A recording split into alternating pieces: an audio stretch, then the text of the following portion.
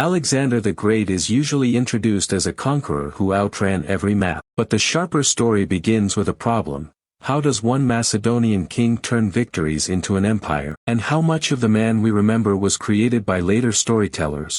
Alexander was born in 356 BCE at Pella, the royal center of Macedon. He became king in 336 BCE and died in Babylon in 323 BCE, leaving behind a life compressed into 33 years and a political shock that outlasted him. Macedon was not simply a rough northern edge of Greece. It was a kingdom with a court, a cavalry elite, timber, metal, and a king who could bargain with Greek cities while ruling through a different political tradition. Alexander inherited more than ambition from Philip II. Philip had reorganized the army, strengthened the companion cavalry, used diplomacy beside force, and pushed Macedon into a position from which a war against Persia became possible. Ancient tradition says Aristotle taught Alexander literature, medicine, ethics, and natural philosophy. The broad connection is plausible and remembered, but the neat classroom portrait is also a later construction that turns education into destiny. At Kyrenia in 338 BCE, the young Alexander fought beside Philip against a coalition led by Athens and Thebes. The battle mattered because Macedon demonstrated that Greek resistance could be defeated by a disciplined royal army. Philip's assassination in 336 BCE made succession immediate and dangerous. Alexander became king, while rivals, neighboring peoples, and Greek cities tested whether a young ruler could inherit a system built by a father who was no longer alive to defend it. Alexander moved quickly. The revolt of Thebes in 335 BCE ended with the city's destruction, a warning that the new king would use terror as well as negotiation. The event is documented, but its moral meaning changes with every retelling.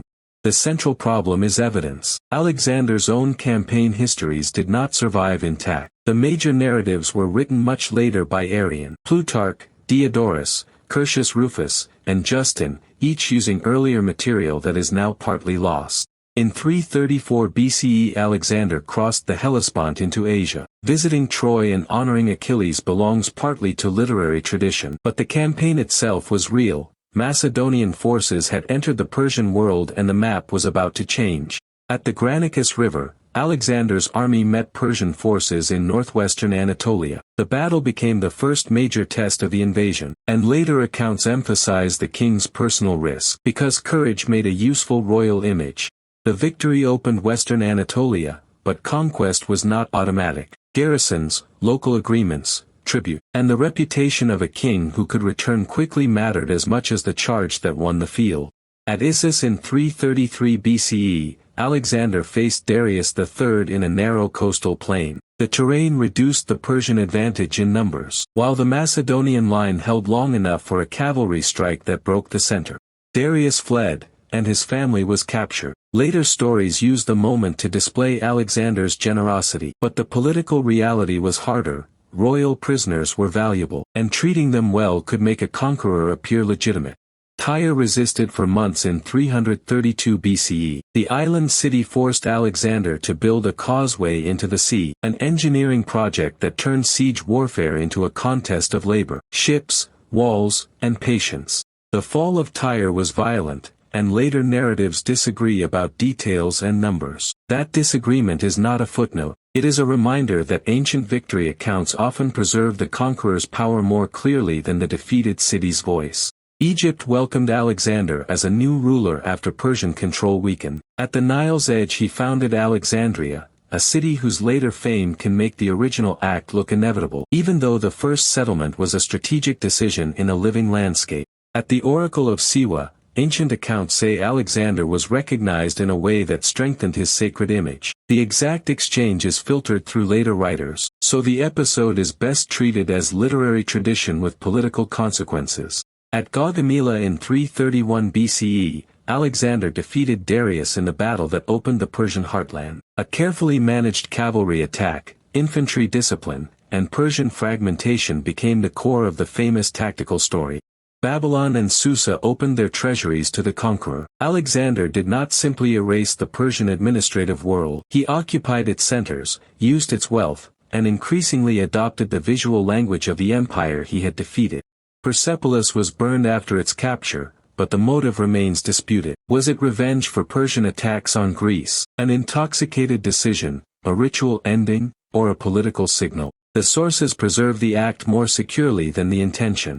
Darius was later killed while fleeing from Alexander's advance. Alexander pursued the Achaemenid king, then used the dead ruler's image to present himself as the legitimate successor of Persian kingship rather than merely a foreign destroyer. Beyond Persia, the war changed shape. In Bactria and Sogdiana, Alexander faced forts, mountain routes, local revolts, and an enemy who could disappear into terrain. The campaign became counterinsurgency before that word existed.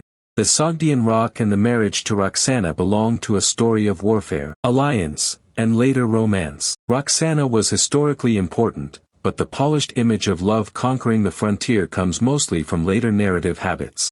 As Alexander adopted Persian dress, court rituals, and local elites, the question became unavoidable: was he building a shared empire or asking Macedonians to accept a foreign kingship? The policy was practical, symbolic, and deeply unpopular with some companions. The debate over proskynesis is often reduced to a culture clash. It was also a struggle over rank, sacred kingship, and who had the right to define Alexander's authority. The surviving accounts are interested in personality as much as policy. At the Hydaspes River in 326 BCE, Alexander fought King Porus. The battle showed the limits of the familiar Macedonian formula: monsoon weather, a wide river, war elephants, and an opponent whose reputation survived defeat. Later writers say Alexander admired Porus and restored him to power. The meeting is part of the ancient narrative, while the exact words belong to literary tradition. What is clearer is that local rulers could be more useful as partners than as permanent enemies. At the Hyphasis, the army refused to march farther east. The decision was not cowardice in a single sentence. Soldiers were exhausted, families and spoils were far away, and the horizon promised more rivers, more armies, and no clear endpoint. The return journey through the Gedrosian desert became another test of leadership. Ancient accounts emphasize suffering and endurance, but their dramatic detail must be read carefully. The desert was real, while the shape of the moral lesson was made by writers.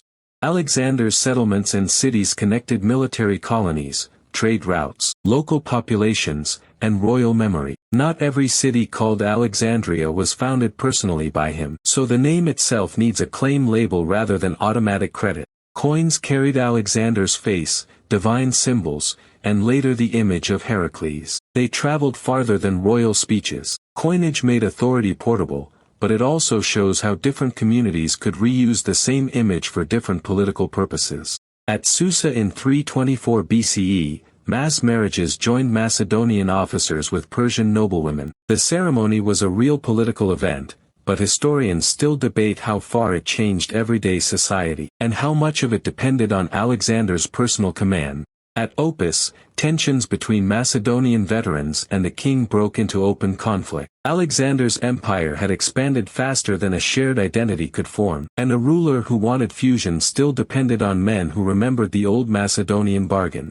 Alexander returned to Babylon while planning new campaigns, including ambitions that may have reached Arabia. In June 323 BCE he died there. The date is secure. The final illness and the intentions behind his next plans are less certain.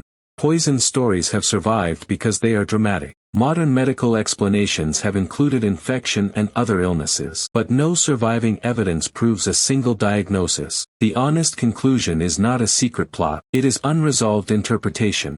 Alexander left no adult heir ready to command the whole empire. The wars of the successors broke the map into kingdoms, and the empire's collapse was not one dramatic fall, but a long negotiation between generals, dynasties, cities, and armies. Yet conquest did not disappear with the conqueror. Greek language, coinage, city institutions, artistic forms, and royal practices moved across regions, creating Hellenistic worlds that were connected without being culturally uniform. The later Alexander romance transformed a historical king into a wandering hero. It added monsters, distant lands, conversations with philosophers, and impossible journeys. That material is not a record of 323 BCE, but it proves how powerful the name became. The modern genius narrative also needs a label. Alexander made extraordinary strategic decisions, but the surviving sources praise him, criticize him, and shape him into a character. We can study brilliance without treating propaganda as a transparent camera. So what did Alexander actually build? Not a stable nation-state in the modern sense, and not a borderless cultural utopia. He built a short-lived imperial command structure whose routes, cities, coins, and memories outlasted its political unity. The evidence ladder is the real legacy. A battle can be documented while a speech is literary. A coin can be authentic while its meaning is debated. A city can be archaeological while its foundation story is political. Every claim needs its category. Alexander remains compelling because the story contains both speed and friction. He crossed continents, but could not make one identity from many peoples. He won battles, but could not guarantee succession. He changed maps, but could not control the stories drawn over them. The popular version asks how Alexander conquered so much. The deeper question asks what conquest could not solve: how to govern distance, respect difference, survive succession, and keep a historical image from becoming a myth that speaks louder than the evidence.